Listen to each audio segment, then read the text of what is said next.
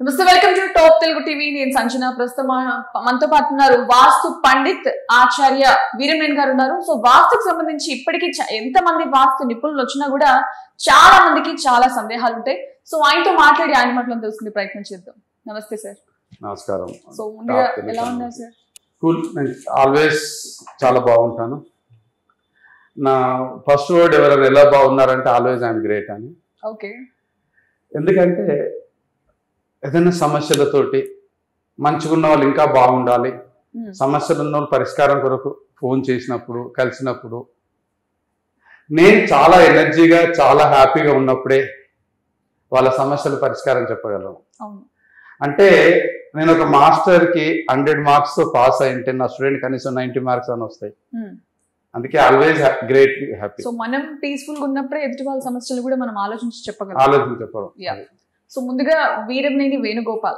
So basic గా అందరూ వీరమనేని అంటేనే ఎక్కువ గుర్తుపడతారు, కొంతమంది వేణుగోపాల్ అంటే గుర్తుపడతారు. సో మీరు మంచి ఉన్నత స్టడీస్ లోంచి అసలు వాస్తు శాస్త్రంలోకి అసలు ఎందుకు వచ్చారు? అసలు బేసిక్ గా మీకు చాలా బిజినెసెస్ ఉన్నాయి, అంతకంటే మంచిగా చదువుకున్నారు, కానీ వాస్తులోకి ఎందుకు వచ్చారు? అసలు వాస్తుకు రాలేదు. ఫస్ట్ నేను యాక్చువల్గా ఏమైందంటే జ్యోతిష్యానికి వచ్చాను. జ్యోతిష్యము వాస్తు అనేది జ్యోతిష్యంలో భాగం. ఓకే. సో చాలా మంది తెలియదు అయితే వాస్తు జ్యోతిష శాస్త్రం చాలా పెద్దది, ఒక పెద్ద సముద్రం లాంటిది. అందులో కొంచెం తెలిసినా చాలు జ్యోతిషం జన్మ ధరించిపోతుంది. అయితే అది 1980లో నేను అరౌండ్ 10 సంవత్సరాలు ఉంటుంది నా ఏజ్. 1980లో 10 సంవత్సరాలు నా ఏజ్ ఉన్నప్పుడు ఆ ఊరు పరిస్థితి, ఆ వాతావరణం, కుటుంబ వాతావరణం, అవన్నీ కూడా ఈ జ్యోతిష్యం అంటే పంచాంగం అంటే తక్కువ మందికి తెలుసు. మాకు అక్కడ ఏదైనా సమస్య వచ్చినప్పుడు బ్రాహ్మణ దగ్గరికి వెళ్ళిపోవడం అలవాటు పూర్వకాలం నుంచి. బట్ నా కుటుంబంలో జరిగిన కొన్ని సంఘటనల వల్ల ప్రజలకు హెల్ప్ చేయాలి, సహాయం చేయాలనే ఆలోచన వచ్చింది.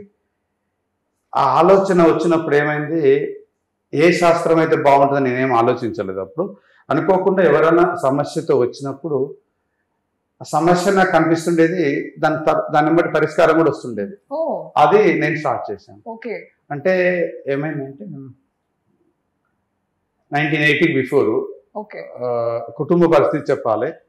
మాది నల్గొండ జిల్లా, ఇక్కడ నుంచి 100 కిలోమీటర్లు ఉంటుంది దేవరకొండ. రాచకొండ దేవరకొండ సంస్థానాలు రాజ్యం అని అంటారు కదా, రాచకొండ. ఆ దానికి సంబంధించిన ఏరియా దేవరకొండలో, దేవరకొండ నుంచి ఒక 10 కిలోమీటర్లు మా విలేజ్ ఉంటుంది, పెళ్లిపాకలు అని. కొంచెం ఊర్లో ఉన్నతంగా కుటుంబము, వ్యవసాయ ఆధారిత ఉన్నత కుటుంబం అన్నట్టు. ఎవరికైనా ఏమైనా చిన్న చిన్న పరిస్థితి సమస్యలు వచ్చినప్పుడు ఇంటికి రావడం, అడగడం అన్ని మా ఇంట్లోనే. మా ఇంట్లోనే పోలీస్ పటేల్, మాల్ పటేల్, పట్వారి, సర్పంచ్ మా ఇంట్లోనే అందరు మా ఇల్లే. అది ఏంటంటే మా ఒక తాత పోలీస్ పటేల్, ఒక తాత పటేల్, అందరు అంతే. మా పెద్దనాన్న వచ్చి ఒక 30-40 సంవత్సరాలు సర్పంచ్, మా నాన్న వచ్చి 40 సంవత్సరాలు దాంట్లో పోస్ట్ మాస్టర్. అలాంటి వాతావరణం. ఎవరికి ఏ చిన్న సమస్య వచ్చినా మా ఇంటికి వస్తుంటారు, అబ్జర్వ్ చేస్తుంటాను వాళ్ళు పరిష్కారం ఎలా చెప్తారని. సో వాళ్ళు చేసిన జాబ్స్ బట్టి వాళ్ళు పరిష్కరించేవాళ్ళు, కానీ మీ మైండ్ థాట్ వేరే ఉంది కదా. అది అయితే ఏమైందంటే నాకు చిన్నప్పుడు అన్న తమ్ముడు కొన్ని ఆరోగ్య కారణాల వల్ల చనిపోవడం జరిగింది. 1980కి ముందే చనిపోయారు ఇద్దరు. 80లో చనిపోయినాక ఎందుకో ఈ సమస్యలు ముందే తెలుసుకుంటే ఇంకా బాగా పరిష్కారం చేసుకోవచ్చు కదా అనేది ఆ రోజు నాకు మనసులో పడినప్పుడు, తెలియకుండానే ఎవరైనా ఏదైనా సమస్య గురించి వస్తే చెప్పేవాడిని. ఫస్ట్ ఎలా అంటే నా పెళ్ళి ఎప్పుడు అవుతుందని, ఎవరన్నా వాళ్ళ బిడ్డ పెళ్ళి ఎప్పుడు అవుతుంది, కొడుకు పెళ్ళి ఎప్పుడు అవుతుంది, ఈరోజు వ్యవసాయం మీకు పని చేస్తే బాగుంటుందా, ఈరోజు ఊరికి వెళ్తే బాగుంటుందా, లేకుంటే భార్యాభర్తలు గొడవ పెట్టుకొని వస్తే వాళ్ళని చూసి ఎవరిది తప్పు, వాళ్ళు చెప్పింది వినడం కాకుండా వాళ్ళు చెప్పింది అబద్ధం అని తెలిసిపోతుంది నాకు. అది ఎవరు తప్పని గుర్తించడం మొదలుపెట్టినా అదే నేను 5th క్లాస్ చదువుతున్నాను. అలాగే అది ఒక ఊర్లో ఒకరికి చెప్పామనుకో, బాగా చెప్పాడు, చెప్పింది జరిగింది, బాగుంది అని రావడం మొదలు పెడతారు. అలాగే జరిగింది. ఒక 14 సంవత్సరాలు అట్లా నేను. సో ఒక ప్రాబ్లం గురించి జ్ఞానం ఉండడం వేరు, పరిజ్ఞానం ఎలా సంపాదించారు మీరు? అంటే ఇంట్యూషన్ అంటే అది నిజానికి ఏంటంటే ఇంట్యూషన్, డివైన్ పవర్. మేబీ గత జన్మలో క్యారీ ఫార్వర్డ్ కావచ్చు, కర్మానుసారం వచ్చిండొచ్చు. నాకు అప్పుడు అవన్నీ ఏం తెలియదు, ఎవరి నుంచి అడిగితే చెప్పడం. కాకుండా నేను మా ఊరి కాక వేరే ఊర్లో, మా చిన్నమ్మ వాళ్ళ ఊర్లో చదువుకున్నాను. అది ఇక్కడ నుంచి ఒక 80 కిలోమీటర్స్ ఉంటుంది. అక్కడ ఏంటంటే వ్యవసాయానికి జీతగారిని కూలి పెట్టుకునేవారు. సంవత్సరానికి వ్యవసాయం చేయడానికి ఒక సంవత్సరానికి ఉగాది ముందర పెట్టుకుంటారు అందరినీ. అంటే నాకు ఈ సంవత్సరం నా పొలంలో పనిచేస్తాడు, కూలి చేస్తాడు, జీతం చేస్తాడని అట్లా మాట్లాడుకున్నప్పుడు వాళ్ళకి నేను ఇతను మీకు పనికి వస్తాడు, ఇతను మీకు పనికి రాడు, మనుషులు కూడా అబ్జర్వ్ చేస్తారా? ఆ పేరు బట్టి వాళ్ళ పేరు, యజమాని పేరు, యజమాని దగ్గర పనిచేసే వాళ్ళ పేరు బట్టి వీరిద్దరికి పనికి వస్తుంది, పనికి రాదు అని చెప్పడం మొదలు పెట్టిన. మేబీ 7th 8th క్లాస్ చదువుతుంది. నేను చెప్పిన ఫాలో అయిన వాళ్ళు రిజల్ట్ మంచి రావడం, పంట సరిగా పండడము, ఏ రోగాలు రాకపోవడం పంటకి, అలా జరుగుతుంది. కొన్నిసార్లు చెప్పిన తప్పనిసరి పరిస్థితుల్లో వాడికి జీతం పెట్టుకొని తర్వాత అప్పుల పాలు కావడము, ఇద్దరి మధ్యన గొడవలు 3 నెలలకు వెళ్ళిపోవడం, 6 నెలలకు వెళ్ళిపోవడం జరుగుతుంది. నువ్వు చెప్పింది కరెక్టే అని అట్లాగా ఇది ఒక రీసెర్చ్ లాగా అప్లికేషన్ ఊర్లలో చేస్తూ వచ్చాను. ఆ పాయింట్ ఈ రోజు నేను కార్పొరేట్ కంపెనీస్ లో వాడతాను. సో మీరు అక్కడి నుంచి స్టార్ట్ చేశారు, దీన్ని ఎలా ఇంప్లిమెంట్ చేశారు? అసలు ఈ స్టేజ్ నుంచి ఈ స్టేజ్ వరకు ఎలా వెళ్ళారు అసలు? అంటే దీనికి సంబంధించిన సపరేట్ PhD చేశారంటే? ఫస్ట్ ఆఫ్ ఆల్ అది నేను 14 years నా ఎడ్యుకేషన్ టైం. 1980లో స్టార్ట్ చేసినాను కన్సల్టేషన్ 5th క్లాస్లో. 1994 నేను MSc అయిపోయింది. అది MSc నేను యూనివర్సిటీ టాపర్ని. ఆర్గానిక్ కెమిస్ట్రీలో స్పెషలైజేషన్ వచ్చేసి మెడిసినల్ కెమిస్ట్రీ, అంటే ఇంకా స్పెషలైజేషన్ వచ్చి drug discovery and mode of action మీద నేను చదివినా. నేను అది 94లో అయిపోయింది. ఈ 14 years అప్పటికి కొన్ని వందల కుటుంబాలకి నేను నా క్లాస్మేట్స్ కావచ్చు, నా కుటుంబం బంధువులు కావచ్చు, మిత్రులు కావచ్చు, ఆ గ్రామంలో ఉండే వాళ్ళందరికీ నేను సలహాలు ఇస్తుండేవని. అప్పటికి నేను ఏ గురువు దగ్గర నేర్చుకోలేదు.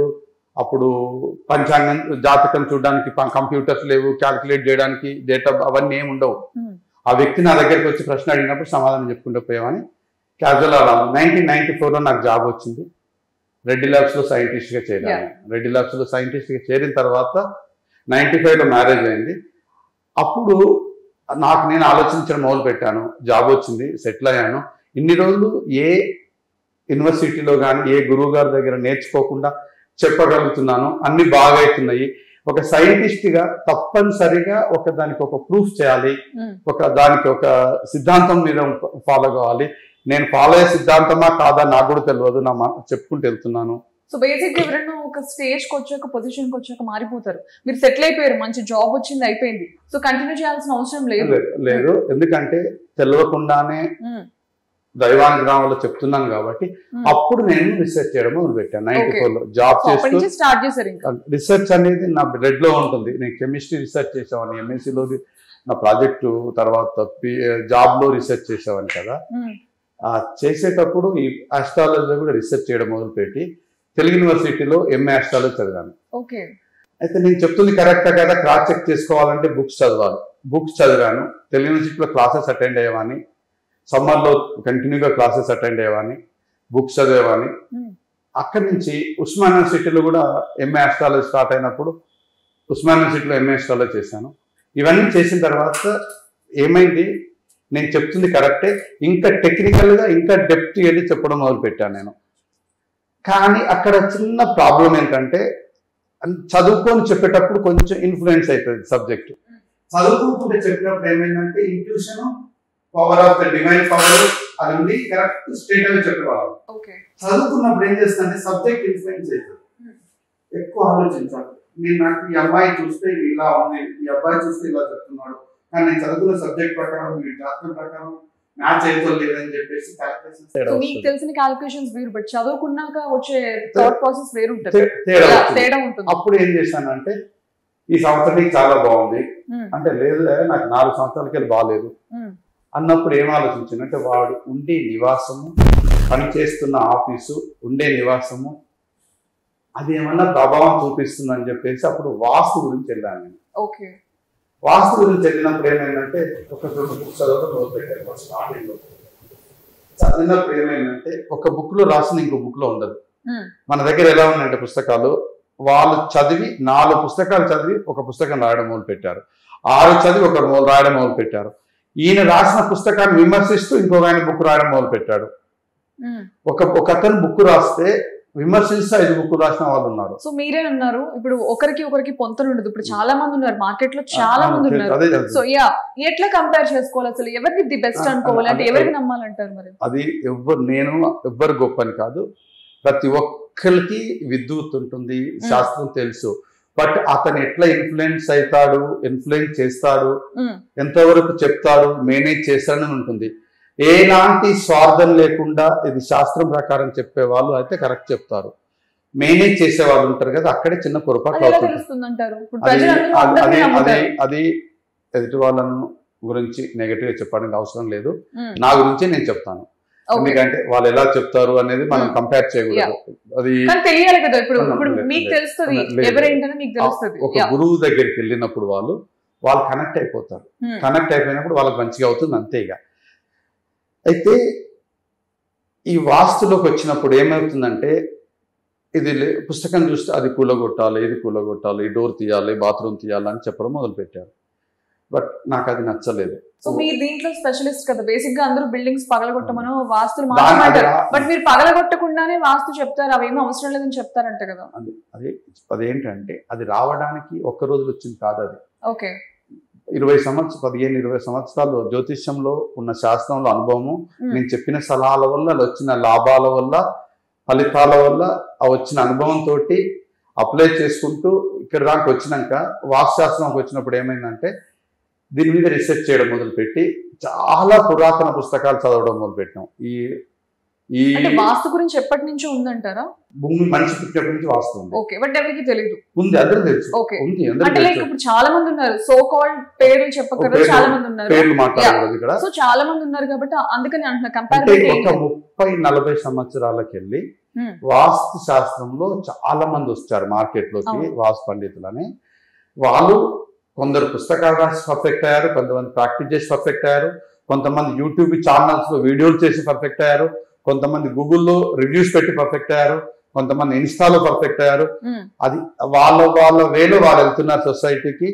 చాలా మంది అవసరం కాబట్టి, ఇక్కడ తక్కువ మంది ఉన్నారు కాబట్టి వెళ్తున్నారు, అది సక్సెస్ అవుతున్నారు. బట్ నేనేం చేశానంటే రీసెర్చ్ చేశాను, ఎందుకంటే నేను సైంటిస్ట్ని, అక్కడ జాబ్ చేస్తున్నాను. నా జాబ్ ఎలా ఉంటుందంటే, అది నేను చేసిన పని, చేసిన రీసెర్చ్ ఇంకెవరు చేసి ఉండకూడదు, అలాంటిది కొత్త చేయాలి. నా రీసెర్చ్, నా జాబ్ అది. అలాంటప్పుడు వాస్తులో కూడా పూర్వకాలంలో ఉన్న వేదాలలో ఉన్న వాస్తు శాస్త్రం ఎలా ఉంది, దాన్ని తీసుకొని ఇప్పుడు అప్లై ఎలా చేయాలి, చేసేటప్పుడు అక్కడెక్కడ కూలగొట్టాలని చెప్పి లేదు. అలాన్నప్పుడు ఏం చేసినానంటే నార్త్ ఇండియా, సౌత్ ఇండియా దాదాపు ఒక 10-15 స్టేట్లు తిరిగాను నేను చదువుకున్న రోజుల్లో. జాబ్ చేస్తున్నప్పుడు ఎప్పుడు సెలవులు వచ్చినా, వీకెండ్ వచ్చినా వెళ్ళి ప్రాక్టీస్ చేయడము. వెళ్ళి మాస్టర్స్ ఉంటారు, రకరకాల మాస్టర్స్, వాళ్ళు ఏం చెప్తున్నారు, నేను ఆలోచించేదానికి వాళ్ళు చెప్పేది కరెక్ట్ మ్యాచ్ అవుతుందా, అలా రీసెర్చ్ చేయడం మొదలుపెట్టి 15 సంవత్సరాలు రీసెర్చ్ చేశాను. 15 years రీసెర్చ్ చేసేంత వరకు నేను బయటికి రాలేదు వాస్తు కన్సల్టెంట్ అని.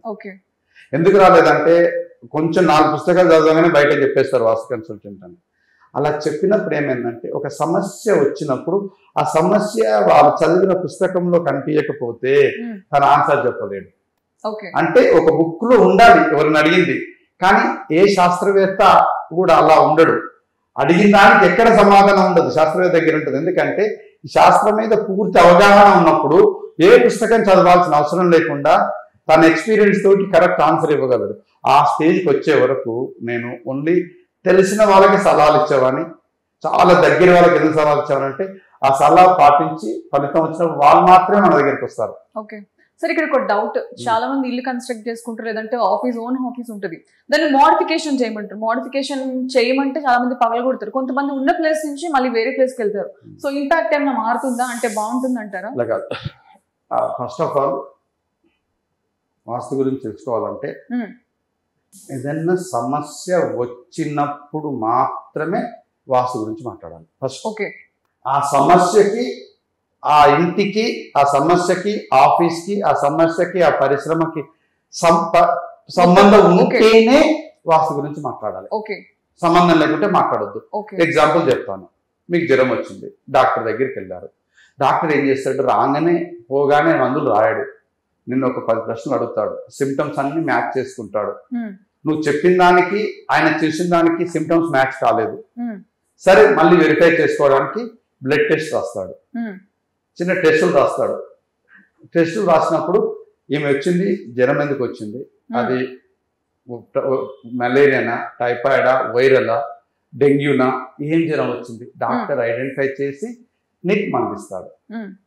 కానీ నీకు డాక్టర్ తెలుసు అని చెప్పి ఆయన దగ్గర కూర్చొని పోయి మాట్లాడవు కదా. ఇక్కడ వాస్తు ఏం చెప్తారంటే అంత బాగున్నా సరే మీరు వాస్తు పండిట్ అంట కదా గురుగారు, ఇది చూస్తారా ఇది, అవును దానికి ముడి పెడతారు. ఇంటికి ఉన్న ప్రాబ్లం చెప్పకుండా ఇంట్లో ప్రాబ్లం ఉందని చెప్పి చాలా మంది చేసే పని అది. అలా చెయ్యొద్దు. దానివల్ల ఏమైందంటే అంటే వీళ్ళు సొంతగా ఆలోచించి ఓన్ డెసిషన్ తీసేసుకుంటారు అనమాట. అందుకే ఇంకొకటి ఇట్లా పెద్ద మనుషులు నడుచుకుంటూ పోతుంటారు, ఇక్కడ ఆయన పరిచయం ఉండొచ్చు పరిచయం లేకపోవచ్చు, ఆయన వచ్చేసి ఇది ఇక్కడ ఉండకూడదు ఇది ఇక్కడ ఉండదు అని చెప్పి వెళ్ళిపోతాడు. ఓకే, అంటే ఆయనకు వాస్తు తెలుసు, ఏదో పుస్తకం చదివాడు, ఏదో యూట్యూబ్ లో చూసాడు, ఏదో ఇన్స్టాగ్రామ్ లో వీడియో చూపిస్తుంది బాగా. అది ఎంత పొరపాటు అంటే ఆ చెప్పిన వాళ్ళు ఇప్పుడు చెప్పిన కదా డాక్టర్ స్టోరీ, ఒక డాక్టర్ దగ్గర వెళ్ళినప్పుడు నీకు మలేరియా వచ్చింది వెళ్ళిపోమని చెప్పడు, దానికి కావాల్సిన మందులు రాసి మళ్ళీ 10 రోజుల తర్వాత రా అని చెప్తాడు. అయితే డాక్టర్ నీకు సలహా ఇస్తాడు, పరిష్కారం చూపిస్తాడు. ఇక్కడ మనం ఏంటంటే ఒక డాక్టర్ లాగా ఈ సమస్య ఉందని చెప్పి పరిష్కారం ఇచ్చినప్పుడే నీకు సమస్య ఉంది అని చెప్పే అధికారం ఉంటుంది. దానివల్ల అది ఏం తెలియకుండా వచ్చి సమస్య ఉందని చెప్తారు, అదొకటి. ఇంకోటి, ఇంట్లో ఏం మాత్రం ప్రాబ్లం వచ్చినా సరే అది ఎందుకు వచ్చిందని ఆలోచించినప్పుడు నీ టైం బాగుందా, నీ జాతకం ఎలా ఉంది. జాతకం 2 రకాలు, మనం పుట్టినప్పుడు ఆ టైం బట్టి మన జాతకం సమస్యలు ఏమైనా ఉన్నాయా, ఈ రోజున్న గ్రహాల పరిస్థితిని బట్టి ఏమైనా ప్రాబ్లం ఉందో దాన్ని గోచారం అంటారు. ఇది ఆ పుట్టిన టైంకి ఈ రోజు టైంకి కనెక్ట్ ఉందా, దానివల్ల సమస్య వచ్చిందా, లేదా ఏ ఇంట్లో అయితే ఉంటున్నావో ఆ ఇంటి వల్ల సమస్య వచ్చిందా, ఇది చాలా ఇంపార్టెంట్. ఈ 2 కాకుండా టీవీలో వస్తుందా లైవ్ ప్రోగ్రామ్స్, అందులో 99% లైవ్ కాదు, అది రికార్డెడ్ బట్ లైవ్ అని వేస్తారు. అది టీవీలో ప్రోగ్రామ్స్ వస్తుంటాయి, చూస్తుంటారు, ఏదో చెప్తుంటారు, మీరు టెంప్ట్ అయిపోతారు, ఇది నిజం కావచ్చు.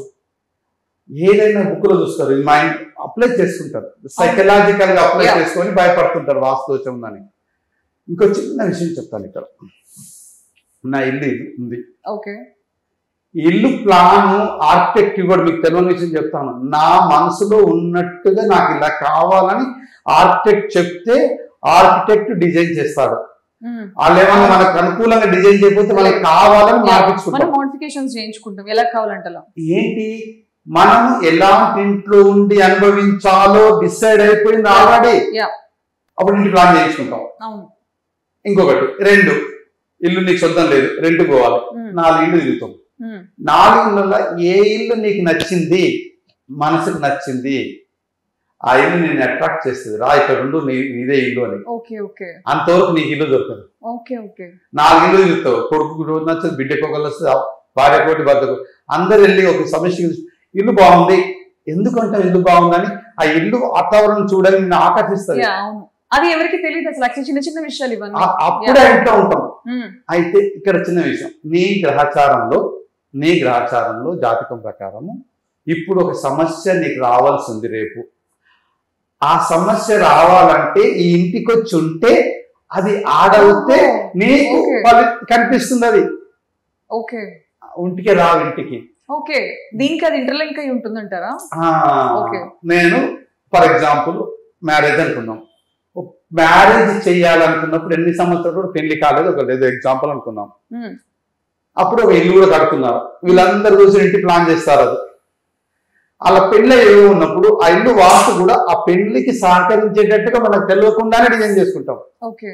అలాగా ఒక పర్సన్ ఇంటికి రాగానే ఏం చెప్తారంటే, ఇంటికి రాగానే మా ఆయన క్యాన్సర్ వచ్చింది, లేకపోతే మా పేరెంట్స్కి వచ్చింది, మా ఆవిడకి వచ్చింది అని చెప్తారు. ఆ క్యాన్సర్ అనేది ఎప్పుడు వస్తుంది అనేది జాతకంలో రాసి క్లియర్గా ఉన్నది. కానీ ఏం చేస్తామంటే ఇంటి ప్లాన్ చేసుకున్నప్పుడు అది ఎక్కువ ఎన్హాన్స్ చేస్తుంది, అది అంటే ప్రాబ్లం ఎన్హాన్స్ చేస్తుంది. అలాంటి ఇల్లు డిజైన్ చేసుకుంటాం, అలాంటి ఇంట్లో రెంట్కి ఉంటాం మనం. సరే ఒక పేషెంట్ ఉన్నాడు, అది తక్కువ అవకాశం ఉంది, ఒక ఇంటి మారాడు అంటే ఎలాంటి ఇంటికి పోతామంటే ఆ ఇంటిలో ఉన్న వాతావరణంతో నీకు రోగాలను తగ్గిపోతాయి. అవన్నీ కూడా జాతకరీత్యా గ్రహచారీత్యా సెట్ అయిపోతుంది. కానీ కొన్నిసార్లు కొన్ని ఎక్స్టర్నల్ ఇన్ఫ్లుయెన్సెస్ తోటి ఫోర్స్కి వెళ్ళిపోతాం. మేమేం చేస్తామంటే ఎవరి జాతకాన్ని మార్చాం ప్లీజ్. చాలా మంది ఎవరి జాతకాలు ఎవ్వరు మార్చరు. జాతకం ప్రకారం జరిగేటప్పుడు వాళ్ళ కర్మానుసారంగా ఏం అనుభవిస్తున్నారో ఏం అనుభవించాలో తెలిసిన జ్యోతిష్యుడు ఏం చేస్తాడంటే కరెక్ట్గా వీడికి ఈ టైంలో సమస్య ఉంది ఉన్నప్పుడు ఒక దారి చూపిస్తాడు ఇండైరెక్ట్గా. నువ్వేం చేస్తావంటే డాక్టర్ దగ్గరికి వెళ్ళినప్పుడు నీకు కోవిడ్ అప్పుడు ఒక విషయం, కోవిడ్ రాకముందే మనం వ్యాక్సిన్ వేయించుకున్నాం వస్తుంది అని. చాలా మందికి వచ్చిపోయింది అది, కోవిడ్ అందరికి వచ్చిపోయింది. బట్ ఆ ఇమ్యూనిటీ లెవెల్ బట్టి వాడు కంట్రోల్ అయ్యాడు, అది ప్రజెంట్ చేయలేదు డిసీజ్. ఇక్కడ జ్యోతిష్యుడు ఏం చేస్తాడంటే ఇమ్యూనిటీ బూస్టర్ ఇస్తాడు. ఎట్లా ఇస్తాడు తెలుసు వీడికి ఏదో ప్రాబ్లం ఉందని. ఆ ఇమ్యూనిటీ లాగా ఒక సజెస్ట్ చేస్తాడు, ఏమండి ఈ మంత్రం చదువుకో, ఈ దానం చెయ్యి, ఈ హోమం చెయ్యి, ఆ పూజ చెయ్యి, లేకపోతే ఇలా ఉండు నువ్వు అని చెప్పినప్పుడు ఈయన చెప్పాడు నేను పాటిస్తున్నాను నాకు మంచి అవుతుంది. నాకు మంచి అవుతుంది అన్న మానసికంగా నిర్ణయం తీసుకుంటే జాతకరీత్యా ఉన్న సమస్యలు కూడా మన దగ్గర రావు. ఓకే, ఏదైనా మనం ఓన్ చేసుకోవాలంటే 100 సార్లు మంచి అనుకుని ఒకసారి చెడు అనుకుని కూడా ఇంపాక్ట్ చూపిస్తుంది కదా. అంటే అది కరెక్ట్. అదేంటంటే గ్రహచారాన్ని మార్చడం అంటే మాడిఫై చేసుకొని కొంచెం మాడిఫై చేసుకుంటే ఆ నమ్మకం పెరుగుతుంది మన మీద, తక్కువైపోతుంది, ఆ సమస్య తగ్గుతుంది, ఆ సమస్య రాదు. ఇంకా ఇంకోటి జ్యోతిషంలో 2 ఉంటాయి రకాలు, ప్రిడిక్టివ్ ఆస్ట్రాలజీ, డైరెక్టివ్ ఆస్ట్రాలజీ. చాలా మంది ప్రిడిక్టివ్ ఆస్ట్రాలజీ ఫాలో అవుతారు. నువ్వు రాగానే నీ జాతకం చూసేసి ఇది ఇక్కడ ఉంది, ఇది ఇక్కడ ఉంది, నీకు ఈ సమస్య ఉంది, నీకు ఈ సమస్య ఉంది, ఇవన్నీ టకటక చెప్పేస్తారు. డైరెక్టివ్ ఆస్ట్రాలజీ అంటే ఈ సమస్యలు మనసులోనే పెట్టుకుంటాడు, ఏమేమి సమస్యలు ఉన్నాయి ఈ అమ్మాయికి, వీళ్ళ భర్త ఎలా ఉంటాడు, పిల్లలు ఎలా ఉంటారు, అమ్మ నాన్న ఎలా ఉన్నారు, అత్తమ్మ అందరు కనిపిస్తారు జాతకంలో. జ్యోతిషం అంటే అంతే, ఈమె అత్తమామలతో ఎలా ఉంటుంది, అమ్మ నాన్నతో ఎలా ఉంటుంది. 2 టైప్స్ ఉంటే బట్ 2 చెప్పారనమాట, డిపెండ్స్ అంటే చెప్పేవాళ్ళు ఎట్లుంటారు. ఇవన్నీ చెప్పేటప్పుడు ఏం చేస్తారంటే సైకలాజికల్ గా ఆలోచన చెప్పాలి. ఎట్లా అంటే కొన్ని టకటక సమస్యలు చెప్పేసుకుంటూ పోతారు, జరగబోయే చెప్తారు, జరిగినవి చెప్తారు. అప్పుడు ఏమవుతుందంటే మానసికంగా వీక్ అయిపోతారు వాళ్ళు. ఆ నెగటివ్ మీద దే వాంట్ టు ఎన్కాష్, వాళ్ళు సోషల్ మీడియాలో కనిపిస్తారు. బట్ అదే కావాలి ప్రజలందరూ, అదే ప్లీజ్ అది చీట్ చేసినట్టు అవుతుంది. ఏం చేయాలంటే నేను డాక్టర్ అమ్మా, నేను బ్రాహ్మణ్ కాదు, మీకు చెప్పాలంటే నేను బ్రాహ్మణ్ కాదు. బ్రాహ్మణులందరూ చాలా మంచోళ్ళు, తప్పు లేదు. ఒకళ్ళిద్దరు ఏం చేస్తున్నారంటే షార్ట్ కటింగ్ చూస్తున్నారు. బట్ నేను ఇలా వెళ్ళి నేను మంత్రాలు హోమాలు చేయించను, వాళ్ళకి చెప్తానే చేయించుకోమని. చాలా మంది వచ్చి ఉంటారు, వాళ్ళు ఎంత బాగా పరిష్కార మార్గాలు తీసుకుని వాళ్ళు ఎంత బాగా సార్ట్ అవుట్ ఆ ప్రాబ్లం నుంచి బయటపడిన వాళ్ళు ఎంతమంది ఉన్నారు అది కౌంట్ చెప్పడం కష్టం. ఒకటి 100కి మాత్రము 90 మంది హ్యాపీగా ఉంటారు, 10 మంది హ్యాపీగా లేరు అంటే 2-3 కారణాలు ఉంటాయి. అది వాస్తు కానీ జ్యోతిషం కానీ 3 కారణాలు ఉంటాయి. ఫస్ట్ ఏంటంటే నేను కరెక్ట్గా అర్థం చేసుకోకపోవచ్చు వాళ్ళ సమస్య. 2 నేను చెప్పింది వాళ్ళు కరెక్ట్ అర్థం చేసుకోకపోవచ్చు పరిష్కారం. 3 నేను చెప్పిన పరిష్కారాలన్నీ వాళ్ళు కరెక్ట్ ఫాలో అయి ఉండకపోవచ్చు. ఈ 3 కారణాలు ఉంటాయి. 2 నా మీద వేసుకుంటున్నాను. ఒకటి నేను కరెక్ట్ అర్థం చేసుకోలేదు, నేను కరెక్ట్ కన్వే చేయలేదు, 3 పాపం వాళ్ళు సరిగ్గా ఫాలో కాలేదు. ఈ 3 కారణాల వల్ల అయితే ఈ 10%లో 5% మళ్ళీ వస్తారు నా కాడికి, సార్ నాకు పని జరగలేదు. అప్పుడు రివ్యూ చేస్తాను నేను. ఏం రివ్యూ చేస్తాను, వీళ్ళకి నేను చెప్పింది కరెక్ట్ అర్థం కాలేదా, అర్థం కాకపోతే నువ్వేం చేసావు అంటే వాళ్ళు చెప్తారు, ఇలా కాదు ఇలా చేసుకుంటే వాళ్ళకి రిజల్ట్ వచ్చేస్తుంది. జ్యోతిష్యం అనేది ఒక ఎట్లా అంటే చాలా పెద్ద సముద్రం. నేను జ్యోతిష్యం ఒకటే వాడను, ఇక్కడ మానసిక శాస్త్రాన్ని వాడతాం, సామాజిక శాస్త్రం వాడతాం, వైద్య శాస్త్రం వాడతాం, ఇవన్నీ వాడి చెప్పాలి. ఎందుకంటే నేను చదువుకున్నది ఫస్ట్ కెమిస్ట్రీ, తర్వాత జ్యోతిష్యం, తర్వాత వాస్తుశాస్త్రం, తర్వాత మానసిక శాస్త్రం, తర్వాత నవరత్న శాస్త్రం, తర్వాత సంఖ్యాశాస్త్రం, తర్వాత నేను బిజినెస్ అడ్మినిస్ట్రేషన్ చదివాను. నేను దాదాపు 7 మాస్టర్స్ చదివాను. అది కాకుండా మళ్ళీ 3 PhDలు వచ్చాయి, 5 తర్వాత జ్యోతిష్యంలో చేశాను, తర్వాత వాస్తులు. ఇవన్నీ ఎందుకు చేసిన, డిగ్రీల కొరకు చేయలేదు, మెమోంటల కొరకు వీటి కొరకు చేయలేదు. నేను ఇవన్నీ ఎందుకు చేశాను అంటే నేను చదివింది అప్లై చేసింది కరెక్టా కాదా అని చేసి నోట్ చేసుకొని పెట్టుకొని ఒక ప్రిన్సిపల్ డిస్కవర్ చేసినప్పుడు బయట 10 మంది చెప్పాలి. ఎవరు చెప్తారంటే సాంప్రదాయంగా వచ్చిన వాళ్ళు చెప్పలేరు. ఎందుకంటే మా తాత చెప్పాడు, మా ముత్తాత చెప్పాడు, మా నాన్న చెప్పాడు, నేను చెప్తున్నా అంటారు వాళ్ళు. వాళ్ళు రిసెర్చ్ చేయలేరు. ఎందుకు రిసెర్చ్ చేయరంటే చేతగా కాదు, వాళ్ళు చేస్తే వండర్స్ క్రియేట్ చేయొచ్చు, కానీ చేయరాలు.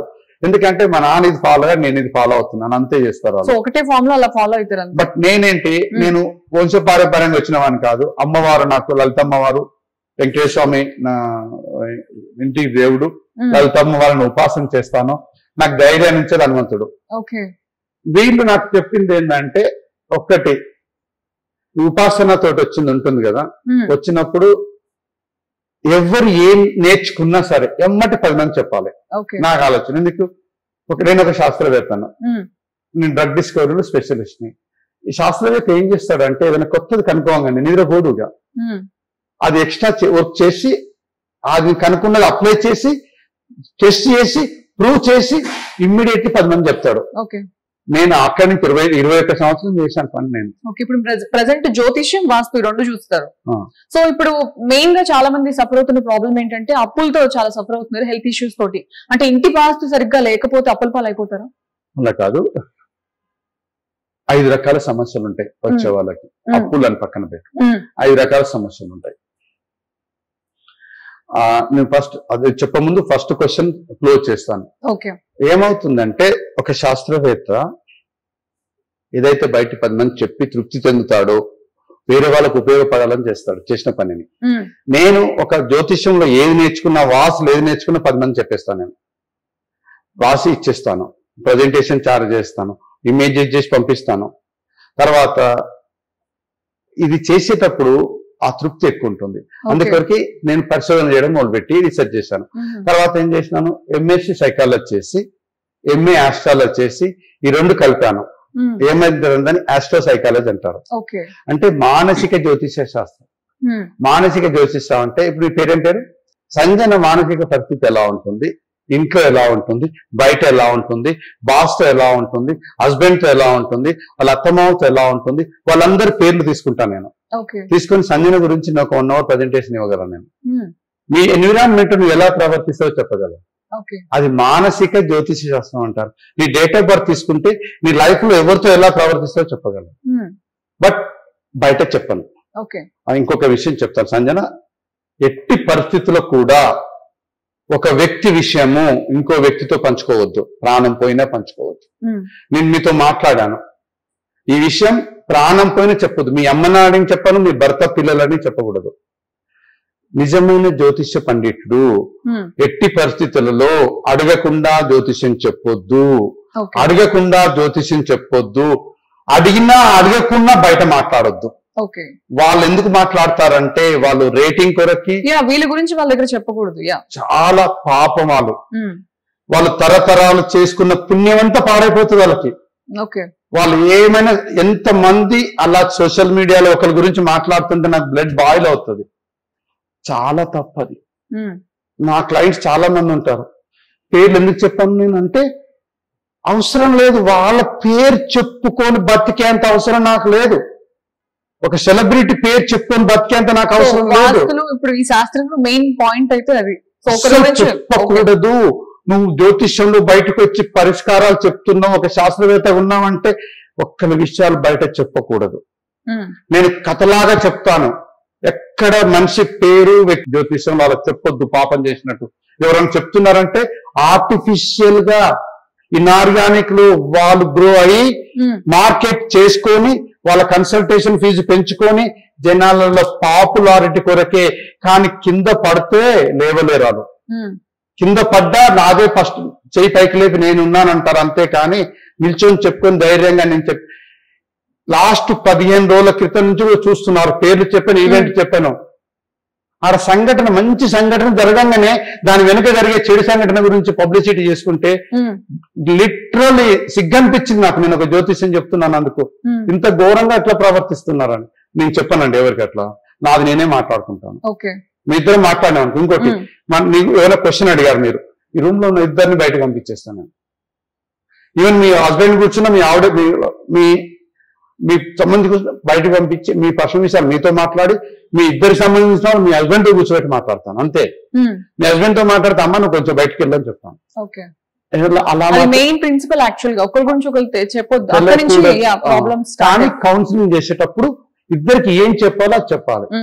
అది నేను చెప్దాం అనుకున్నాను, అది చాలా ఇంపార్టెంట్. నెక్స్ట్ మీరు క్వశ్చన్ అడిగింది కదా, జ్యోతిష్యం, వాస్తు, సంఖ్యాశాస్త్రము, నవరత్న శాస్త్రము, ఏ శాస్త్రం తీసుకున్నా ఇవన్నీ కూడా వేదాంగం. వేదాంగంలో జ్యోతిష్యం ఉంటుంది. జ్యోతిష్యంలో 5 భాగాలు ఉంటాయి. ఈ 5 భాగాలలోనే వస్తాయి, ఏ శాస్త్రమే అందులోకే వచ్చేస్తుంది. అయితే ఈ జ్యోతిష్ శాస్త్రంలో ఈ సమస్య పరిష్కారం దొరకాలంటే జ్యోతిషం వాస్తువు అందులోనే ఉంటుంది, ప్రశ్న శాస్త్రం కూడా అందులోనే ఉంటుంది, పక్షశాస్త్రం అందులోనే ఉంటుంది, అన్ని అందులోనే ఉంటాయి. పరిష్కారం చెప్పాలంటే 5 రకాల మనుషులు ఉంటారు మన దగ్గరికి వచ్చేవాళ్ళు. ఫస్ట్ తీవ్రమైన ఆరోగ్య సమస్యలు, అతి తీవ్రమైన ఆరోగ్య సమస్యలు. డాక్టర్ దగ్గర పోతే మందులు పనిచేయవు, డాక్టర్కు అర్థం కాదు, 4 డాక్టర్లు మారుతాం, హాస్పిటల్ మారుతాం, కానీ అనుభవిస్తూ ఉంటారు. నెంబర్ 1. ఆర్థిక సమస్యలే కాదు, వాళ్ళ దగ్గర డబ్బులు వస్తూ ఉంటాయి, ప్రపంచాన్ని కొనగలరు. హాస్పిటల్ ఓనరే ఉంటాడు, పెద్ద కార్పొరేట్ హాస్పిటల్ ఓనరే ఉంటాడు, వాళ్ళకు వచ్చిన రోగం కూడా తగ్గించలేరు, కోట్లు పెట్టుతారు. ఫార్మా కంపెనీ ఓనర్ ఉంటాడు, క్యాన్సర్ వచ్చి చనిపోయారు. ఎట్లా చనిపోతారు? చేతగాక కాదు, అక్కడ డబ్బు లేక కాదు, అంటే వాళ్ళ కర్మానుసారంగా కొన్ని రోగాలు వస్తాయి.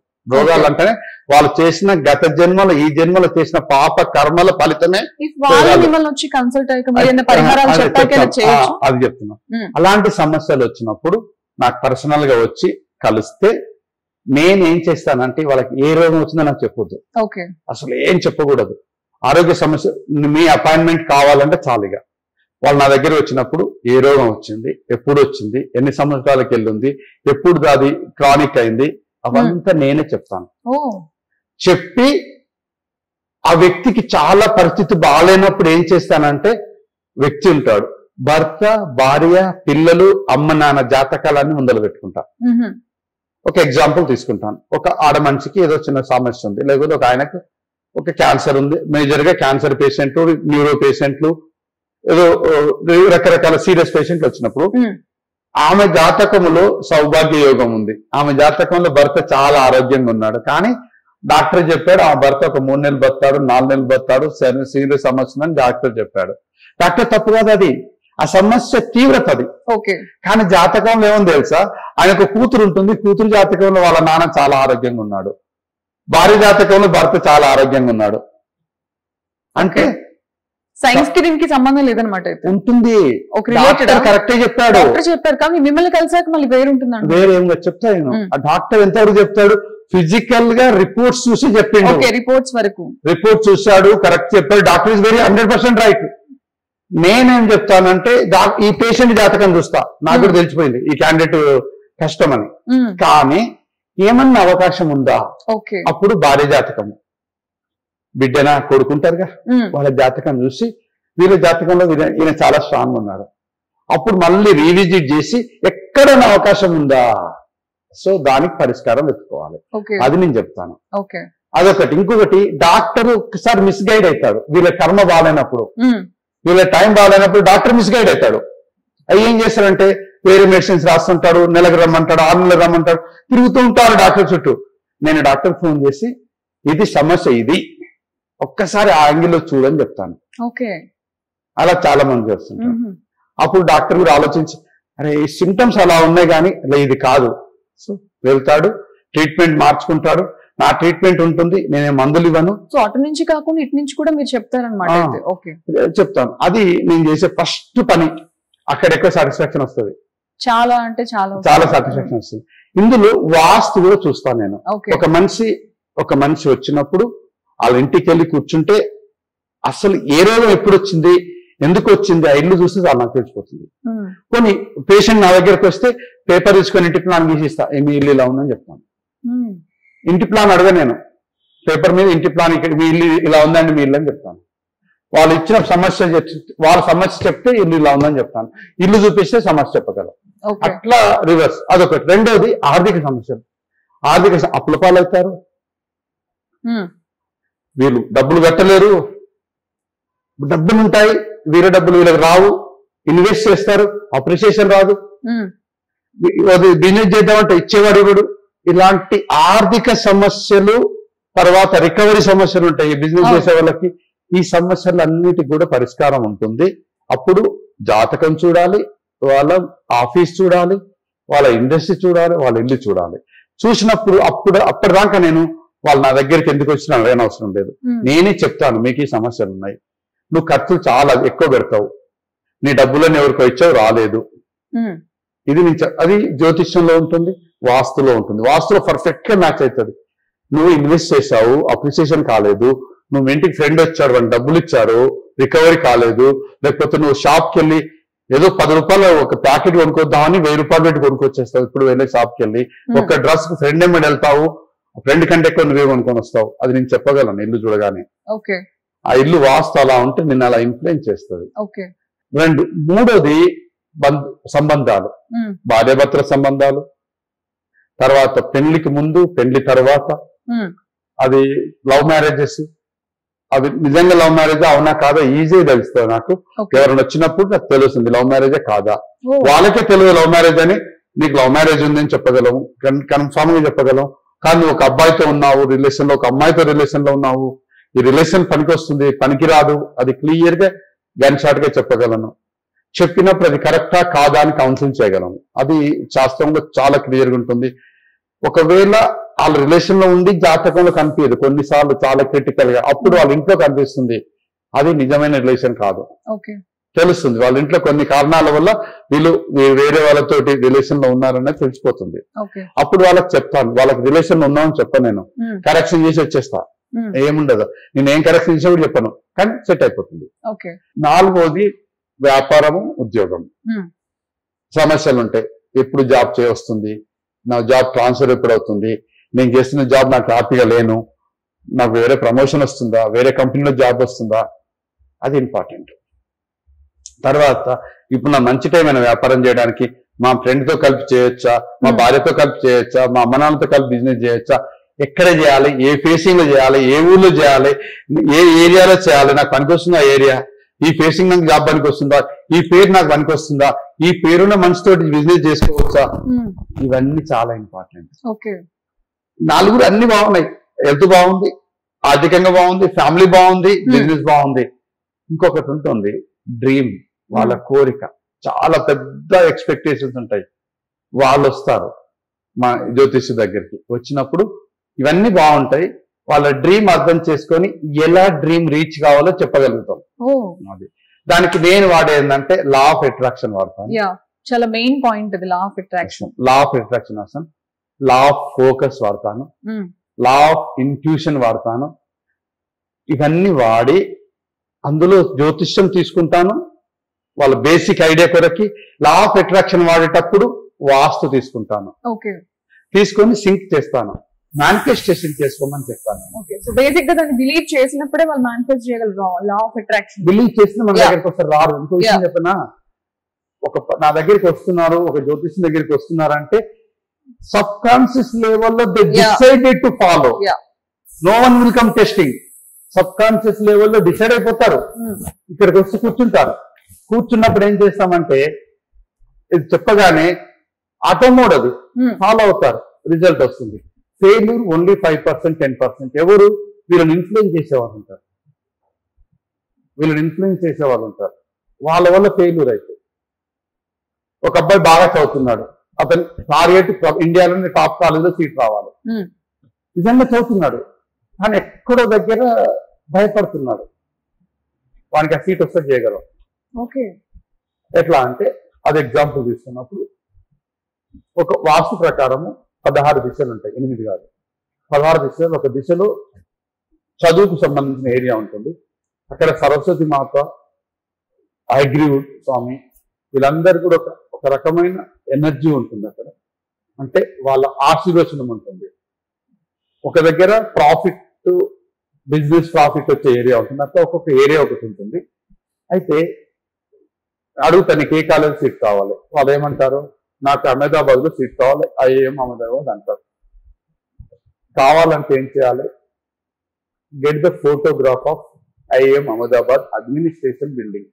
నీకు అడ్మిషన్స్ కావాలంటే అడ్మినిస్ట్రేషన్ బిల్డింగ్ ఫోటో కావాలి కదా, get the emblem logo of the stamp ఉంటుంది కదా, గూగుల్లో దొరుకుతుంది కదా, emblem of the Ahmedabad IIM logo తీసుకోమంటాం. వీటన్నిటికీ కామన్ ఎంట్రెన్స్ పెడతారు కదా ఎగ్జామ్, దాని లోగో ఉంటుంది కదా, అదే తీసుకోమని వీళ్ళకి మేనిఫెస్టేషన్ చేసుకొని నేను ఎంట్రెన్స్ రాసేసాను, ముందే మనం కలిగి ఉన్నామని ముందు ఫీల్ అవ్వాలి. నా ఎంట్రెన్స్ రాశాను, నేను ఎంట్రెన్స్ రాశాను, ఆల్రెడీ రాసేసాను, నాకు 150 మార్క్స్ వచ్చేస్తున్నాయి, నేను అడ్మినిస్ట్రేషన్ బిల్డింగ్కి వెళ్ళిపోతున్నాను, నాకు అడ్మిషన్ వచ్చేసింది అని ప్రశాంతంగా కూర్చుంటాడు. కూర్చున్నప్పుడు ఏం చేస్తాడంటే గాల్లో దీపం పెట్టాడు. ఐఎం అహ్మదాబాద్ పోవాలంటే నేను టాప్ 10 లో ఉండాలి, నేను టాప్ 10 లో ఉండాలంటే నా ఏం అహ్మదాబాద్, నేను టాప్ 10 లో ఉండాలంటే ఏం చేస్తాను, ఆ వే ఆఫ్ థింకింగ్ మారిపోతుంది. ఇమ్మీడియట్ చదవడం మొదలు పెడతాడు, చాలా పాజిటివ్ గా చదువుతాడు. సో మైండ్ అంతా కూడా చాలా పాజిటివ్ ఉండాలి, వచ్చేస్తుంది. సో బై డిఫాల్ట్ ఈ get the seat in I'm. నేను కనీసం ఒక I don't have count, I have done many people that.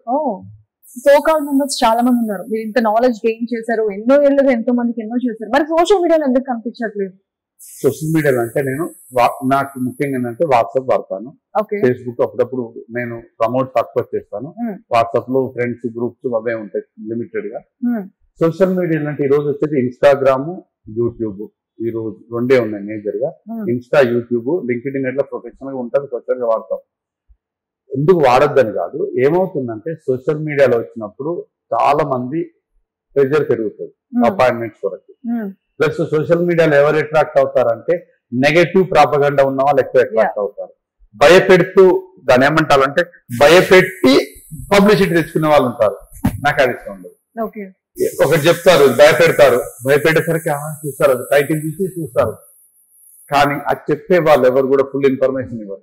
నేను అదే అంటున్నా, సో దానికి ఎక్కువ ఫుల్ ఇన్ఫర్మేషన్ ఇవ్వరు. ఫుల్ ఇన్ఫర్మేషన్ రావాలని నా దగ్గర రావాలిగా, నాకు టైం ఎక్కడుంది, 24 గంటలే ఉంటుంది కదా. సో బేసిక్ గా మీరు ఎలా ప్రజలు మిమ్మల్ని అప్రోచ్ అవ్వాలంటే ఎలా సార్, అసలు అపాయింట్మెంట్ తీసుకుని అంటే టైమింగ్స్ ఎలా? ఎవరన్నా నా మీద నమ్మకం ఉన్న వాళ్ళు అపాయింట్మెంట్ వరకు వాట్సాప్ లో మెసేజ్ పంపిస్తారు, సార్ మీ గురించి పలవా, ఓన్లీ రిఫరెన్స్ అయినా. అచ్చా, ఓన్లీ రిఫరెన్స్ తీసుకుంటారు? రిఫరెన్స్ ప్లీజ్, రిఫరెన్స్ సార్ పలానోళ్ళు మీ గురించి చెప్పారు, మీ అపాయింట్మెంట్ కావాలంటే ఎందుకని అడుగుతాను. అంటే ఆస్ట్రాలజీ, వాస్తు కన్సల్టేషన్, వాస్తు అయితే కొత్తింటి ప్లాన్ చేయాలా, పాపిల్లు, ఓకే మీకు ఏమైనా సమస్యలు ఉంటే సమస్యలు చెప్పకు నాకు, ఇవి నా ప్రొసీజరు, ఫీజు ఇంత ఉంటుంది, ఇది నా procedure, you're agree, process start అవుతుంది. ఆస్ట్రాలజీ కూడా అంతే. ఆస్ట్రాలజీ అయితే మాత్రం ఆన్లైన్ లో ఇంటి దగ్గర ఒక 45 minutes కౌన్సిలింగ్ ఉంటుంది, ఆన్లైన్ లో జూమ్ లో ఉంటుంది. అది అయితే ఇదంతా కూడా ఎంత కాన్ఫిడెంట్ గా చేయగలుగుతున్నానంటే మెయిన్ రీజన్ ఏంటంటే 21 years ఇండస్ట్రీలో పనిచేసినప్పుడు దాదాపు ఇండియాలో ఉన్న ఆల్మోస్ట్ మెజారిటీ ఆఫ్ టౌన్స్ లో ఉన్న వాళ్ళు నాకు పరిచయం అయ్యారు జాబ్ లో. వాళ్ళందరికీ నేను చేసిన సజెషన్స్ వల్ల, గైడెన్స్ వల్ల సక్సెస్ అయింది రిజల్ట్స్, కాన్ఫిడెన్స్ లెవెల్ పెరిగింది. Initial practice 14 years, research practice 21 years, total 35 years, 36 years research చేసిన తర్వాత చాలా పెద్ద పొజిషన్ ఉన్న జాబ్ అన్ని రిజైన్ చేసి ఏజ్ ఆఫ్ 42 లో రిటైర్మెంట్ తీసుకున్నాను. సో ఈ రెండు కలిపి ఎన్ని ఇయర్స్ ఇప్పుడు వాస్తు జ్యోతిష్యం రెండు కలిపి ఎన్ని ఇయర్స్? 45 years చేస్తూనే ఉన్నారు. 21 years ఫార్మాకి వెళ్ళి వచ్చాను. ఇవి కాకుండా బిఎన్ఐ గురించి చెప్పండి సార్. బిఎన్ఐ ఏంటి, మీరు ఇన్ని అవార్డ్స్ సాధించారు అంటే ఇవి తక్కువే అనుకుంటా నాకు తెలిసి, ఇంకా కింద ఆఫీస్ లో చాలా ఉన్నాయి. అవార్డ్స్ గురించి మాట్లాడుకుంటే యాక్చువల్ ఏమైందంటే 2012 నాకు రాష్ట్ర విభూషణ్ అవార్డు వచ్చింది ఢిల్లీలో. ఎందుకు వచ్చిందంటే using a traditional alternate sciences helping the people, అంటే సొసైటీకి హెల్ప్ చేస్తున్నందుకు వాస్తు జ్యోతిష్ శాస్త్రాలు వాడి. అక్కడ కన్సల్టేషన్ ఫీజు ఇట్లా ఏముండదు. నేను 2012 వరకు ఎవరు వచ్చినా కూర్చొని 1-2 గంటలు, కానీ ఆ టైం కూర్చోవడానికి నాకు 9 months వెయిటింగ్ పీరియడ్. నాకు 9 months పట్టేది ఎవరైనా నా దగ్గర అపాయింట్మెంట్ తీసుకున్నప్పుడు. 6 to 9 months వచ్చి వెయిటింగ్ చేసి వచ్చి కూర్చున్నప్పుడు అపాయింట్మెంట్ ఇచ్చి వాళ్ళకి సలహాలు ఇచ్చేవాడిని. దానితోటి నాకు ఢిల్లీ దాకా నా పేరు తెలిసి వాళ్ళు అవార్డు ఇచ్చారు ఢిల్లీలో. ఆ అవార్డు తీసుకున్నాక రియలైజ్ అయింది ఏంటంటే నాకు ఈ 20 సంవత్సరాలు జాబ్ చేశాను. నా పర్పస్ వాస్తు జ్యోతిషం గురించి వచ్చాను ఇక్కడికి. సో 20 సంవత్సరాలు జాబ్ చేశాను, ఫ్యామిలీ సెట్ అయింది అని చెప్పి డిజైన్ చేసి బయటకు వచ్చేసి ఫుల్ కంప్లీట్ ఫార్మా వదిలేసుకొని బయటకు వెళ్ళి ఫుల్ టైం ప్రాక్టీస్ చేశాను. ఫుల్ టైం ప్రాక్టీస్ చేసేటప్పుడు ఏమైందంటే కన్సల్టేషన్ ఫీజు ఎప్పుడైతే అడగడం మొదలు పెడతామో ఏమైతుంది 9 months వెయిటింగ్ పీరియడ్ కాస్త 3 months వచ్చింది. అందరు డ్రాప్ అయిపోయారు. అది కామన్. అది అప్పుడు అయిపోతారు ఎవరేంటి అనేది ఫిల్టర్ అయిపోతారు ఆటోమేటిక్. ఎందుకు ఎవరు వస్తారు? సీరియస్ గా రిక్వైర్మెంట్ ఉన్న రియల్ గా నమ్మిన వాళ్ళు వచ్చారు. వచ్చింది కదా అట్లా నేను ఒక 3-4 సంవత్సరాలు వచ్చిన ఫ్రెండ్స్ వాళ్ళ వచ్చిన ద్వారా కన్సల్టేషన్ మొదలు పెట్టాను. మొదలుపెట్టిన తర్వాత ఈ అరౌండ్ 2015 నుంచి నాకు తెలిసిన వాళ్ళు ఎవరో బిఎన్ఐ ఆఫీస్ లో ఒక ఫ్రెండ్ బిఎన్ఐ ఇక్కడ ఫౌండర్ ఉంటాడు ఇక్కడ హైదరాబాద్ లో బర్చా అని. బిఎన్ఐ అంటే బిజినెస్ నెట్వర్క్ ఇంటర్నేషనల్. అది నా గేమ్ చేంజర్ లో అది ఏమైందంటే 2015 లో అనుకుంటాను. 2015 లో ఒక ఫ్రెండ్ వచ్చి బిఎన్ఐ ఇక్కడ హైదరాబాద్ తీసుకొచ్చిన ఉంటాడు ఫౌండర్. ఆయనకు చెప్పాడు అన్నట్టు వీరమనేని గారికి చాలా మంచి కనెక్షన్స్ ఉంటాయి, ఆయన చాలా మందికి హెల్ప్ చేస్తారు, to invite for the meeting అంటే తను ఫోన్ చేశాడు. తన పర్సన్స్ తోటి ఫోన్ చేయించాడు. నేనేమనుకున్నానంటే అది MLA market multi level market కావచ్చు, ఎందుకు అక్కడ పోవడం, ఎందుకు తలకాయ నొప్పి, నాకు తినడానికే టైం దొరకదు, అక్కడే టైం స్పేర్ చేస్తానని చెప్పి వెళ్ళలేదు. 3 years వెళ్ళలేదు. 2017 లో ఒక ఫ్రెండ్ నా క్లయింట్, అతను మెంబర్, గురుగారు మీ దగ్గర సబ్జెక్ట్ బాగుంది, మీరు చాలా మంది హెల్ప్ చేస్తున్నారు, మీరు బిఎన్ఐ మీటింగ్ రాండి అంటే నేను రాను అన్నా. నా గురించి రాండి అంటే ఆయన కొరకు వెళ్ళాను. ఆ రోజు వాతావరణం చూశాను, నచ్చింది. ఆ రోజు జాయిన్ అయినా 2017 లో జాయిన్ అయ్యాను. 2017 లో జాయిన్ అయినప్పుడు ఏమైందంటే నాకు హెల్ప్ చేసే నేచర్ ఉంది కాబట్టి కరెక్ట్ ప్లాట్ఫామ్ దొరికింది ఎదురు వాళ్ళకి హెల్ప్ చేయడం. అంటే వాస్తు జ్యోతిష్యం కాకుండా ఎవరికి అవసరం ఉన్నా ఎవరు హెల్ప్ చేయగలరు అనేది నాకున్న నెట్వర్క్ లో హెల్ప్ చేయడం అలవాటు నాకు. అది కరెక్ట్ ప్లాట్ఫామ్ దొరికింది. అలాగే బిఎన్ఐలో జాయిన్ అయినా. బిఎన్ఐ అడిగారు కదా, బిఎన్ఐ ఏంటంటే ఒక గ్రూప్ ఉంటుంది, ఒక 40 మంది 50 మంది 100 మంది ఒక గ్రూప్ ఉంటుంది. ఆ గ్రూప్ లో ఒక్కొక్కరు ఒక్కొక్క బిజినెస్ చేసే వాళ్ళు ఉంటారు. ఒకటి బిజినెస్ ఒక్కలే ఉంటారు. వాళ్ళంతా ఎవ్రీ వీక్ ఒకసారి కలుస్తాం మేము. మార్నింగ్ కలిసి వాళ్ళ బిజినెస్ గురించి ప్రమోట్ చేసుకుంటాం. చేసుకున్నప్పుడు వాళ్ళ బిజినెస్ అర్థం చేస్తూ మిగతా వాళ్ళు హెల్ప్ చేస్తారు. ఎలా హెల్ప్ చేస్తారంటే నేను వాస్తు కన్సల్ట్, నా దగ్గర ఒక అందరు బిజినెస్ వాళ్ళు వస్తారు. నేను వాస్తు కన్సల్టెంట్. నా గ్రూప్ లో 100 మంది ఉన్నారు. 99 మందిలో వాస్తు ఎవరు ఉండరు. ఇక ఈ 99 బిజినెస్ వాళ్ళు ఉంటారు. వాళ్ళందరికీ ఫ్రెండ్స్ ఉంటారు, వాళ్ళ ఫ్యామిలీస్ ఉంటారు, వాళ్ళకు ఆఫీస్ లో ఉంటారు. వీళ్ళందరికీ నా గురించి చెప్తారు. మా గ్రూప్ లో వాస్తు కన్సల్టెంట్ ఉన్నాడు, జ్యోతిష్యం చెప్పేస్తున్నాడు. లేదు వాళ్ళకి ఎవరైనా అడుగుతారు, అరే ఇంటి ప్లాన్ గీయాలి ఎవరైనా ఉన్నారా, లేదా మా ఇంట్లో ప్రాబ్లం ఉంది ఎవరైనా ఉన్నారా, లేకపోతే మా బిడ్డ పెళ్లి కావాలి లేట్ అవుతుంది, మా కొడుకు పెళ్లి కావాలి, మా ఆవిడకి ఆరోగ్యం బాగాలేదు, మా ఆయనకి ఈ ప్రాబ్లం ఉందని అడుగుతారు కదా. వాళ్ళు ఈ 100 మందిలో ఎవరో తెలిసిన వాళ్ళు ఉంటారు కదా, వాళ్ళు ఏం చేస్తారు, నా పేరు చెప్తారు. సింపుల్ గా జస్ట్ డైరీలో సోషల్ మీడియాలో నా పేరు పెట్టి వాస్తు కన్సల్టెంట్ అంటే 100 మంది ఫోన్ చేస్తారు సలహాల కొరకు. కానీ ఎవరు కన్సల్టేషన్ రారు. నాలాంటి వాళ్ళు 100 మంది ఉంటారా, ఇక్కడ ఒక్కనే ఉంటా. నేనేం చేస్తాను, రిటర్న్ ఏం చేస్తాను, వీళ్ళందరి బిజినెస్ నాకు తెలుస్తుంది 100 మందికి. వాళ్ళకి ఎక్కడ బిజినెస్ కావాలో అక్కడ ఇప్పిస్తాను. ఇప్పుడు మీరు ఏం చేస్తున్నారు, మీ ఛానల్ ఉంది, ఎగ్జాంపుల్ మీ ఛానల్ ఉంది, మీ ఛానల్ ఒక మీ ఇంటర్వ్యూ బాగా వచ్చింది, పబ్ మార్కెటింగ్ బాగైంది, మీరు బాగా కష్టపడ్డారు. ఓ ఫ్రెండ్ ఉంటాడు, అరే వీళ్ళు ఛానల్ బాగా మంచిగా బూస్టింగ్ చేస్తున్నారు, వాళ్ళు SEO బాగుంది అని చెప్తాను. ఏమైంది చెప్తే మీకు కష్టపడకుండా క్లయింట్ వచ్చేస్తాడు. నాకేం వచ్చింది, ఇక్కడ తృప్తి వస్తుంది. అరే అమ్మాయి మంచి ఇంటర్వ్యూ చేసింది, ఈ ఛానల్ వాళ్ళు మంచి హెల్ప్ చేశారు, నేను వీళ్ళకి హెల్ప్ చేశాను. మీరేం మర్చిపోరు కదా. మీరేం చేస్తారు, అడగకుండా గారు వాస్తు కన్సల్టెంట్ అంటే నా పేరు చెప్తారు కదా. తప్పకుండా. అంటే నా బిజినెస్ కూడా ప్రమోషన్ ఫ్రీ అయిపోయింది కదా. అలాంటి కల్చర్ ఉంటుంది బిఎన్ఐలో. నేనేం చేశానంటే ఇక్కడ లాక్డౌన్ లో ఆన్లైన్ లో ఉంటుంది. బిఎన్ఐలో ఆన్లైన్ లో 79 దేశాలు కలుస్తాయి. 79 దేశాలలో ఉన్న 3 లక్షల మంది కనిపిస్తారు.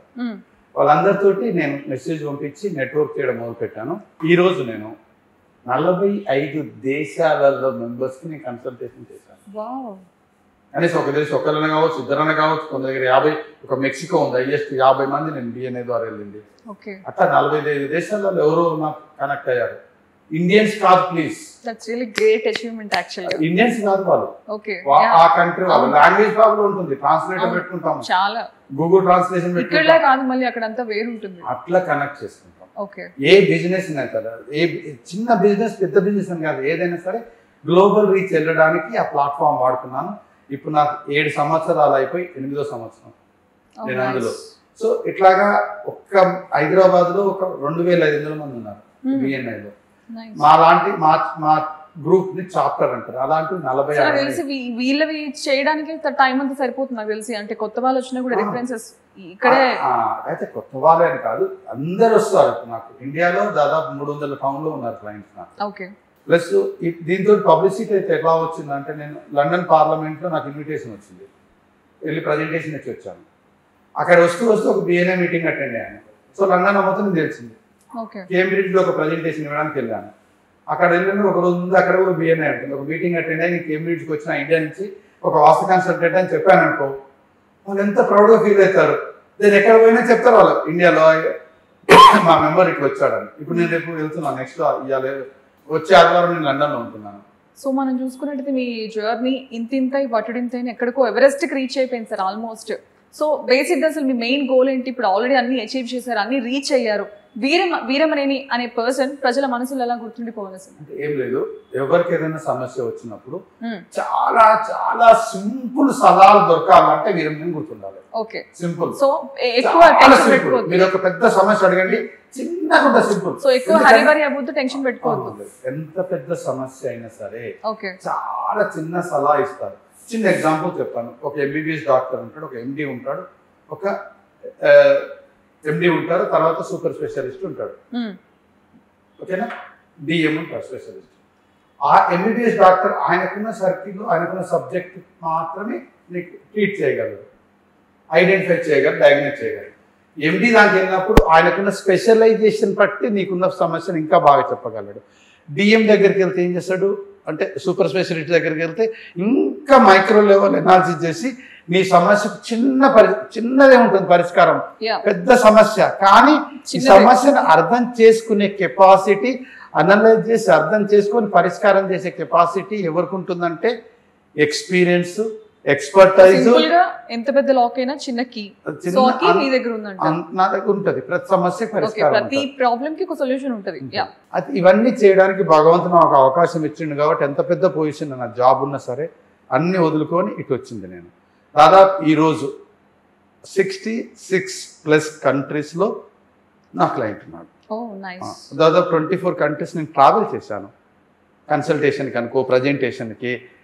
తర్వాత అవార్డ్స్ అంటారా, అవార్డ్స్ వచ్చి 200 వచ్చిన నాకు లేదు, కౌంట్ చేయాలి, నాకు గుర్తులేదు కౌంట్ చేయడానికి లేదు నాకు. ఎందుకంటున్నానంటే చాలా తగ్గించాను 2 సంవత్సరాలకి వెళ్ళి.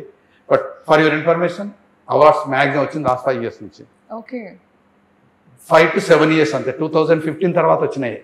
బట్ ద బిఎన్ఐ అవార్డ్స్ అంటే అవి నా సర్వీసెస్ కంటే కూడా నా వాస్తు ఆస్ట్రాలజీ సర్వీసెస్కి వచ్చిన అవార్డ్స్ కాదు. బిఎన్ఐలో నేను మెంబర్స్కి హెల్ప్ చేసిన ద్వారా వచ్చినాయి రికగ్నేషన్స్. అవి కొంటే వచ్చే కావయి, అదొక రకమైన టెక్నికల్గా ఒక రేటింగ్ ఉంటుంది. అది నేను చేసిన హెల్ప్కి నేను వాళ్ళకి గుర్తింపుకు వచ్చిన అవార్డులే. ఎక్కడ కూడా కొంటే దొరికే కావయి, ఆ గుర్తింపుకు వచ్చినాయి. నా వాస్తు కన్సల్టేషన్ గుర్తింపుకు వచ్చినాయి 200 ఉంటాయి. అవి వేరే దేశాలలో అనుకో, ఇండియాలో అనుకో, టౌన్లో అనుకో, నేను వెళ్ళి ప్రజెంటేషన్ ఇస్తాను, ఆడ అప్రిషియేట్ చేస్తాడు, ఒక అది నడుస్తుంటుంది రెగ్యులర్గా. బట్ నాకు టైం దొరకక కొంచెం చాలా మిస్ అవుతాను. నేను 90% మిస్ అవుతాను ఇన్విటేషన్స్, ఓన్లీ 10% యాక్సెప్ట్ చేస్తున్నాను ఈరోజు నేను. ఇప్పుడు అలాగా ఇంకొకటి చెప్పాలి, జ్యోతిష్యం కానీ వాస్తు కానీ చాలా మంది గుర్తుపెట్టుకోండి, జ్యోతిష్యం వాస్తు సౌత్ ఇండియా నార్త్ ఇండియా అని కాదు, 150 దేశాలలో ఉంది. తప్పనిసరిగా అన్ని దేశాలలో ఉంది వాస్తు. నా క్లయింట్స్ పాకిస్తాన్లో ఉన్నారు, ఆఫ్ఘనిస్తాన్లో ఉన్నారు. నేను లండన్ వెళ్తున్నాను, నేను ఆల్రెడీ అపాయింట్మెంట్ ఫిక్స్ చేసుకున్నాడు ఒక పాకిస్తాన్ ఫ్యామిలీ. అంటే పాకిస్తాన్ నెగటివ్గా ఆలోచించవద్దు, ఎవరో 10 మంది మూర్ఖంగా ప్రవర్తించాలని దేశాన్ని నెగటివ్గా ఆలోచించు. ఆఫ్ఘనిస్తాన్లో ఉన్నారు, ఇండస్ట్రియలిస్ట్ ఉన్నాడు, హైదరాబాద్కి వచ్చి నా దగ్గర కన్సల్టేషన్ తీసుకొని ఆఫీస్ ఇండస్ట్రీ డిజైన్ చేయించుకొని పోయాడు. అక్కడ మనకు కనిపించేది negative thoughts, negative but positive చాలా ఉంటుంది, ప్రతి కంట్రీలో ఉంటారు. మనం చూసేదాన్ని బట్టి ఉంటుంది. నేను ఇప్పుడు ఒక సమావేశానికి వెళ్తున్నాను, ఆస్ట్రాలజీ అసోసియేషన్, అది లండన్లో ఉంది. 56 సంవత్సరాల నుంచి ప్రతి సంవత్సరం కలుస్తున్నారు. దాదాపు 100 దేశాల ఆస్ట్రాలజర్స్ వచ్చి కలుస్తారు అక్కడ. ఇండియన్స్ ఒకళ్ళిద్దరు వస్తారు, లేకపోతే లేదు, అంతే. నేను 4 years బిఫోర్ వెళ్ళాను, ఇప్పుడు మళ్ళీ వెళ్తున్నాను. ఇప్పుడు వెళ్ళి అక్కడ ప్రజెంట్ చేయడము, వాళ్ళ రీసెర్చ్ పబ్లికేషన్స్ ఉన్నాయి, దాదాపు 150 పబ్లికేషన్స్ అందరి కలిసి అక్కడ ప్రజెంట్ చేస్తారు. కొత్త నాలెడ్జ్ నేర్చుకోవడము, దాని కొరకు వెళ్తున్నాను. అంతే. ఆస్ట్రాలజీ వాస్తు అన్ని దేశాలలో ఉంది. చివరిగా వాస్తు దాదాపు అన్ని దేశాలలో వాళ్ళ వేలో ఫాలో అవుతారు. నా స్టూడెంట్స్ 14 కంట్రీస్లో ఉన్నారు. ఇక్కడికి వచ్చి నేర్చుకొని వెళ్తారు.